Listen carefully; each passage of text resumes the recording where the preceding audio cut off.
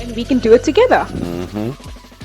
Okay, so I just came back with Aimz and we went to the dentist. Now, I had an idea that I wanted to go to the dentist because you see this tooth, which popped up.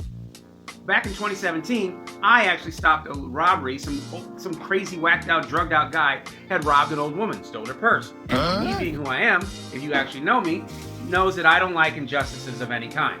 And the man got in a lucky punch. Sucker punch me. Did not see it coming, but snuffed him out with a sleeper hole. They arrested him. That was that. Years later, two started pushing up.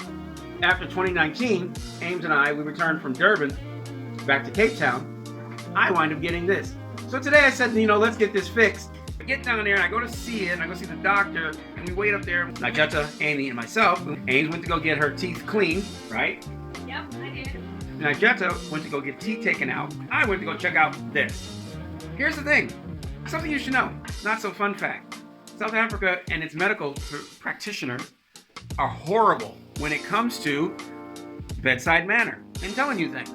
So I get there and I'm finally getting in, I'm seeing this doctor, and I go in and I'm having a great mood. I'm making everybody's day. I'm just being, the life of the party, which is what I like doing. Making everybody happy. I get in there to see this dentist about my thing. This is where things start going awry. He comes in, he starts talking about, they take the x-rays, and I finally get in to see the doctor, and the doctor says, first thing out of his mouth is, oh wow, a lot of damage here. I knew there's a lot of damage. That's not the big issue, but that was foreboding of things to come. So then he says, wow, the kind of damage I see in your bone loss that you have in there is, do you smoke? No, I don't smoke. He says, well, the kind of bone loss I see is someone who smokes a lot or someone who's dying from diabetes, which is you. Yeah, just like that. Just like that. And I was like, okay, we're in defense mode, which is more education and stuff like that. Now, what he should have said was, do you have anybody in your family who has diabetes? Is it genetic in your body? And no, I could have said yes, because I would have said, yes, I do have someone who had diabetes in my family, and he died from it. That was my father in 2009. In fact, every man, woman on my father's side has suffered, and then ultimately died from diabetes, except Mount Marie. But nothing can kill her. She got hit by a bus, and that didn't stop. He's telling me, we can't do this, we can't do that, we can't do this, work on a tooth. You got too much infection. We have to take all your teeth out. Five teeth they got to take out. And do all this work. Let's do some blood tests. Let's do all this. Blood tests. That means that his diagnosis of diabetes was just speculative. He don't really know. But yet he sat there and gave me a death sentence to serve his own thing. Now, I'm going to show y'all. Well, this is my actual, see, that's my x-ray. That's my x-ray. That's what they look like, okay? And I'm trying to get my health great because of the launch of the NFT and us being publicly traded, and I'm trying to get our best for our investors. I don't feel bad. I do feel a little concerned, a little hypochondriac inside of me, where people say, hey, you look a little tired. I don't feel tired necessarily, and I've been up since what time today?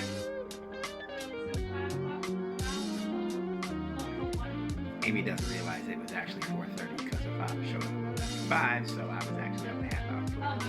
Shaved, got myself done, and without having a lot of rest, I'm still feeling chipper, except for the fact that the man crushed my soul. I feel bad, all right? I'm not trying to be happy. I know I'm trying a lot of times to try to entertain y'all, but I actually feel, I had to walk over to out the window, look out the window, take my mask off, and just reflect, because my father was my greatest hero, and I revered him like a god. He was the coolest guy I ever met.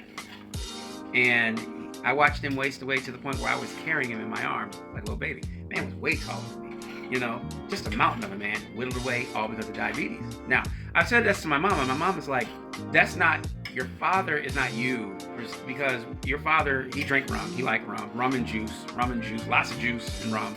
So she said that he did that. He wasn't an alcoholic anyway, because I have to say that, preface it, because my mom told me, your father drank himself into the grave. You don't know my mom. Another phenomenal person, by the way. Don't say no. But she says words, and I understand what they mean. And sometimes, you'll have people in your family will say stuff, and you know what they mean. But if other people heard it, they might think differently. You know what I mean?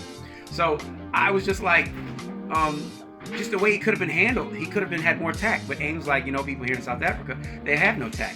When she and Amy had the miscarriage, we went through it together, you know. And we'll talk about that, how emotions can affect men as much as women in both things. Because I know Amy, after hearing the news that I told her, she felt, how'd you feel? Well, I needed to hold your hand. Like she needed to hold my hand. So, yeah, this is where we're at. So we're gonna have lunch now, and I just want to share that with y'all. It's not a quick vlog. It's not a happy vlog. I know it's unfortunate though that you gotta come over here. I can't see. I know it's unfortunate though that South Africans' bedside manner is not, you know, the best or the most pleasant to be with.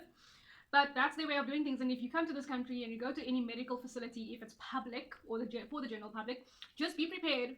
You're not going to get the greatest customer experience ever. So just be prepared for that. But if you have medical aid and if you do go to a private institution, then you can complain like heavily about the customer service because you paid for that like a lot of money. So that's what bureaucracy, that word, is all about here. And they say democratic alliances work in this country, but they really don't. And that's her take on it. Mine is no matter what you're paying, every person has a right to their own body and not to be shamed and making them feel about choices and making speculative situations when you should handle it better when you get into the line of caring for people. That's just how I feel about that. Well, I'm going to go. This has been a little heavier than normal. It's going to be that way. We're going to do a second opinion is what we're going to do. Find out if you're in dentistry, you want to take a look at the x-rays and ask me some questions. That'd be appreciative. I really would like that. Thank you very much for watching. This is Hero, what's next?